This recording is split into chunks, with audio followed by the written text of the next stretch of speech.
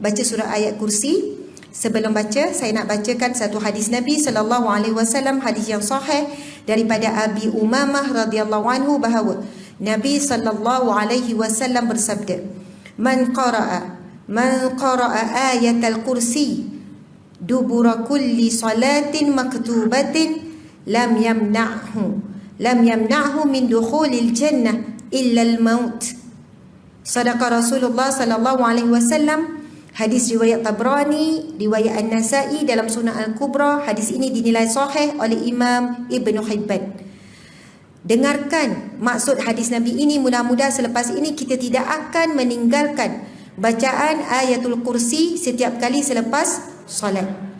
Nabi SAW bersabda, barang siapa yang membaca ayatul kursi setiap kali selepas solat fardu, muslimin, muslimat, tuan-tuan, sahabat-sahabat di sini dan sahabat juga di alam maya, ajarkan diri kita dan anak-anak kita mewajibkan membaca surah ayatul kursi setiap kali lepas solat. Nabi bersabda, barang siapa yang membaca ayatul kursi setiap kali lepas solat fardu, tidak akan terhalang baginya untuk memasuki syurga melainkan mati. Allahu Akbar. Nabi kata tidak akan ada apa-apa yang boleh menghalang baginya untuk masuk syurga melainkan mati. Maksudnya selagi hidup kita tak boleh nak masuk syurga, dan mati adalah pintunya menuju ke syurga Allah. Maksud tidak ada apa-apa yang boleh menghalangnya. Tapi kita harus faham, bukan sekadar membaca, bukan sekadar menghafal, tetapi beramal dengan ayatul kursi. Jadi ibu-ibu, antara homework, tolong baca ayatul kursi dengan terjemahan. Hayati maksud, cuba hafal maksud ayatul kursi.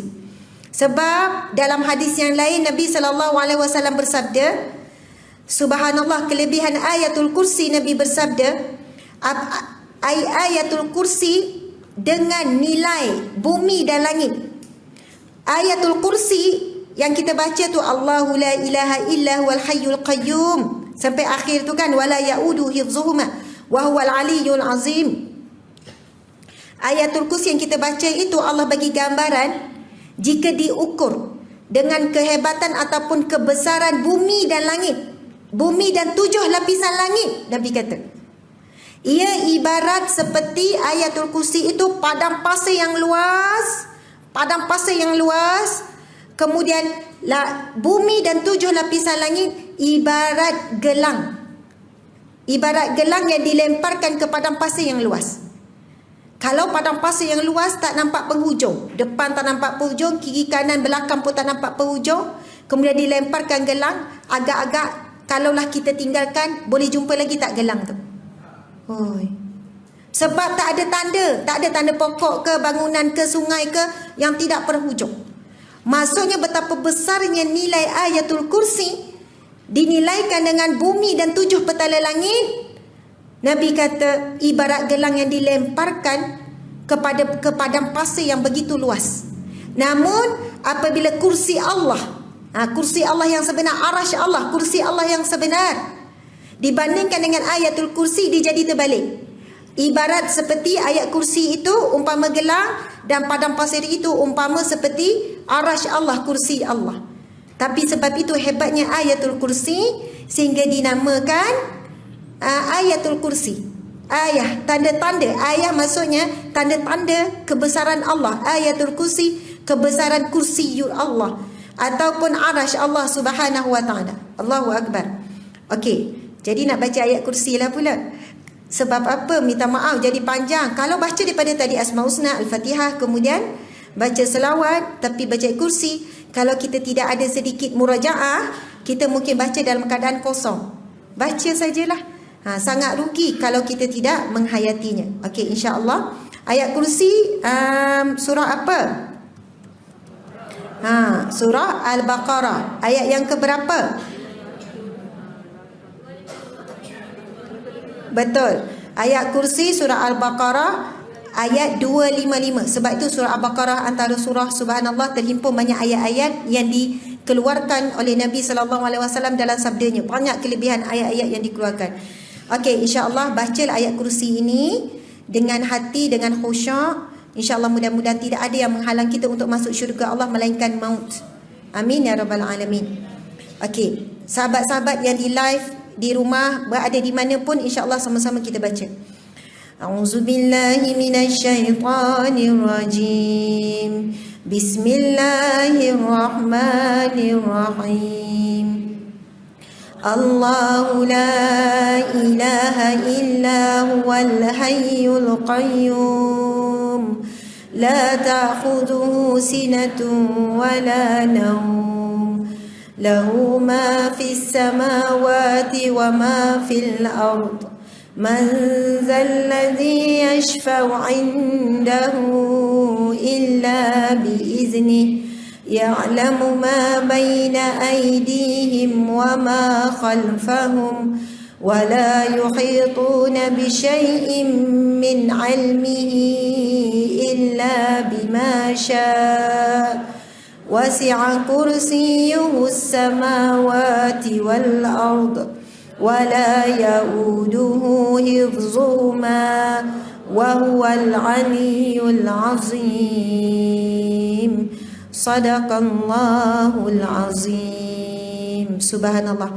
Apakah maksud ayatul kursi? Sebelum kita mula, boleh ya saya sebutkan maksud dia. Allahu la ilaha illa huwal hayyul qayyum. Allah yang tiada ilah, yang tiada sembahan melainkannya, yang maha hidup, hayyul qayyum, dan yang maha berdiri dengan sendirinya. La ta'khuzu sinatun wala naum, yang tidak mengantuk dan juga tidak tidur, tidak pernah, sentiasa terjaga mengawasi kita. Lahu ma fis samawati wa ma fil ard. Baginya lah ma fis samawati wal ard, baginya lah segala-gala yang berada di bumi, yang berada di langit, wa ma fil ard, dan segala yang ada di bumi. Man zallazi yashfa'u 'indahu illa biiznih, dan tiada sesiapa yang boleh memberikan syafaat, pertolongan, tak ada siapa yang boleh beri pertolongan dari sisinya illa biiznih, melainkan dengan izin Allah Subhanahu wa taala. Kalau kita dapat pertolongan daripada manusia, suami, anak-anak, sahabat, kawan-kawan, itu dengan izin Allah Subhanahu wa taala. Jadi kita ketika dapat pertolongan manusia, besarkan Allah yang memberi keizinan sampai manusia itu boleh menolong kita, membuatkan kita rasa tenang. Ada orang kawan kita boleh dengar sedih kita, boleh bagi nasihat dan sebagainya, itu dengan izin Allah. Ya'lamu ma baina aydihim wa ma khalfahum, yang mengetahui apa sahaja di antara pada zahir kamu ataupun yang kamu sembunyikan, yang jelas ataupun yang kamu sembunyikan, yang di dalam hati kita, semuanya itu dalam pengetahuan Allah. Wala yuhituna bi syai'in min 'ilmihi illa bima syaa. Apa maksud dia wala yuhituna bi syai'in? Saya sebenarnya tak tengok terjemahan. Apa maksud wala yuhituna? Ada tak sesiapa tengok terjemahan? Wala yuhituna bi syai'in min 'ilmihi illa bima syaa.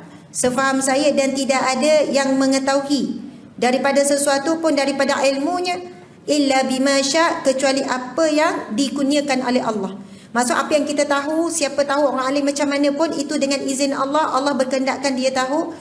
Wasi'a kursiyyuhu samawati wal ard.